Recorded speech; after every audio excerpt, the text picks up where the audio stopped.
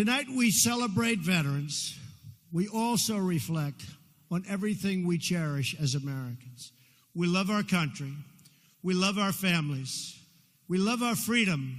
And we love our God.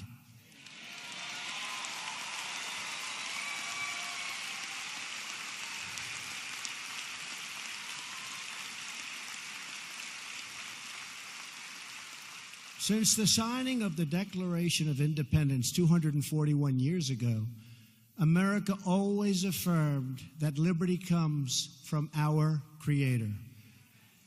Our rights are given to us by God, and no earthly force can ever take those rights away.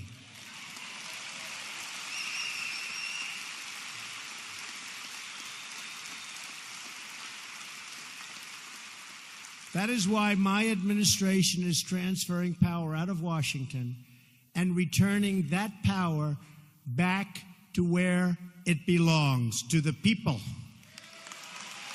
To the people.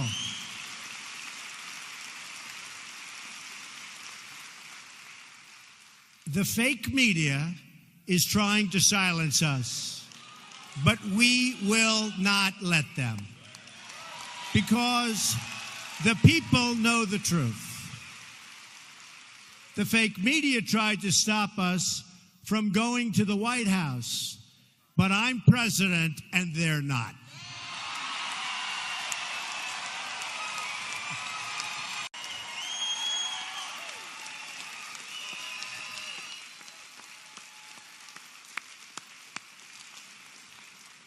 We won and they lost. The fact is, the press has destroyed themselves because they went too far. Instead of being subtle and smart, they used a hatchet, and the people saw it right from the beginning. The dishonest media will never keep us from accomplishing our objectives on behalf of our great American people. Will never happen. Their agenda is not your agenda. You've been saying it. I will never stop fighting for you. I am delivering on trade, on the economy, on the Supreme Court, on the Second Amendment, on our military, for our veterans, and on our borders, where we are doing record stoppage. And we are supporting our incredible police and law enforcement. We will save American lives, protect American sovereignty, and we will ensure the forgotten men and women of our country are never forgotten again.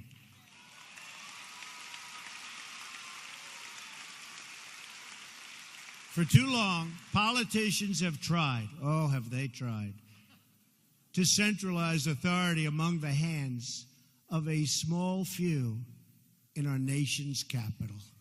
I see them all the time.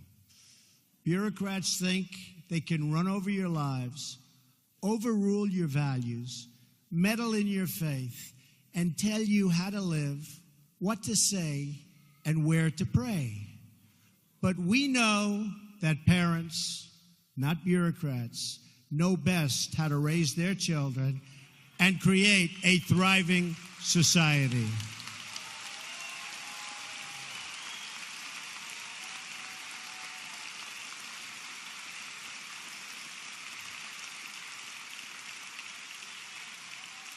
And we know that families and churches, not government officials, know best how to create a strong and loving community.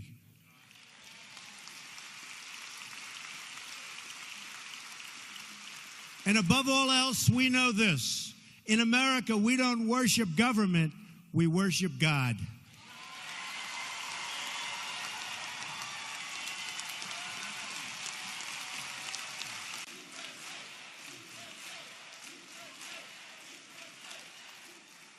religious liberty is enshrined in the very First Amendment in the Bill of Rights. The American founders invoked our Creator 4 times in the Declaration of Independence. Benjamin Franklin reminded his colleagues at the Constitutional Convention to begin by bowing their heads in prayer. I remind you that we're going to start saying Merry Christmas again.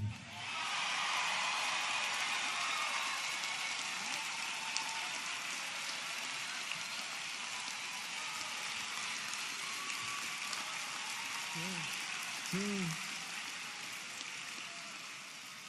Inscribed on our currency are the words, "In God we trust."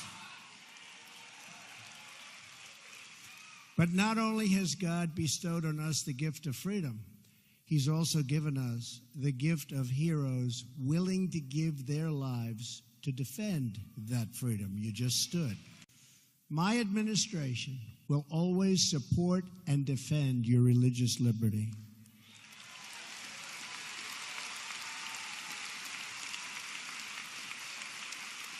We don't want to see God forced out of the public square, driven out of our schools, or pushed out of our civic life. We want to see prayers before football games if they want to give prayers. We want all children to have the opportunity to know the blessings of God.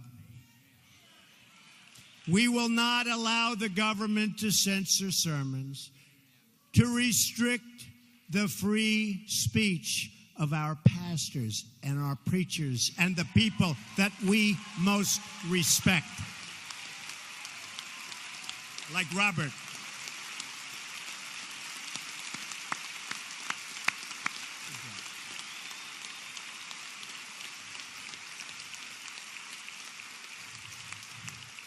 That is why, just as I promised Pastor Jeffress and other faith leaders, I just signed an executive order following to stop the Johnson Amendment from interfering with your First Amendment rights. As long as I am president, no one is going to stop you from practicing your faith or from preaching what is in your heart. We want to hear him. One of the most grave and dire threats to religious freedom in the world today is the threat of terrorism. And specifically, it just seems it's called radical Islamic terrorism. And we cannot allow this terrorism and extremism to spread in our country or to find sanctuary on our shores or in our cities.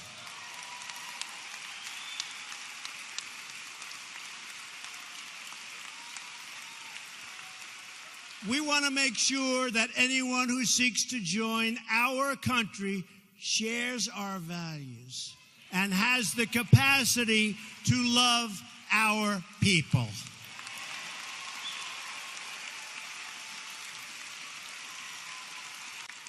Together, we will protect our families, our nations, and our borders. And yes, by the way, for those that are curious, we will build the wall, okay? Because we understand that a country is more than just its geography. A nation is the sum of its citizens, their hopes, their dreams, their aspirations. America is a land rich with history, traditions, and values. And as we have seen tonight, what a group this is tonight, America is also a land rich with heroes. So we have many stories. We all share one home and one glorious destiny, a destiny that's getting better and better every single day.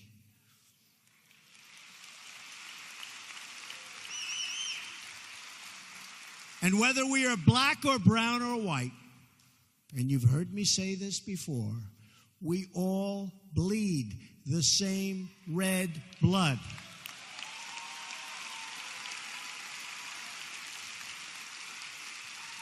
We all salute the same great American flag. And we are all made by the same Almighty God.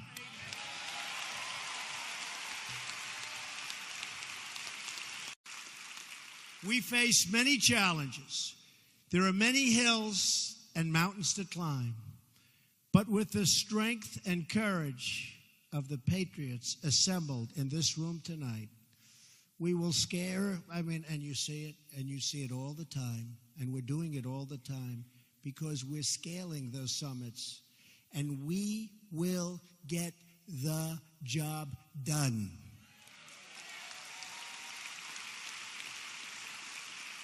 We will all prove worthy of this very important moment in history, and we will prove worthy of the sacrifice that our brave veterans have made.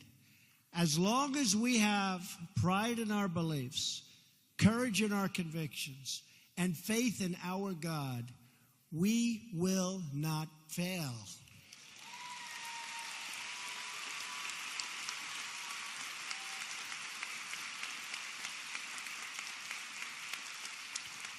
As long as our country remains true to its values, loyal to its heroes, and devoted to its Creator, then our best days are yet to come, because we will make America great again.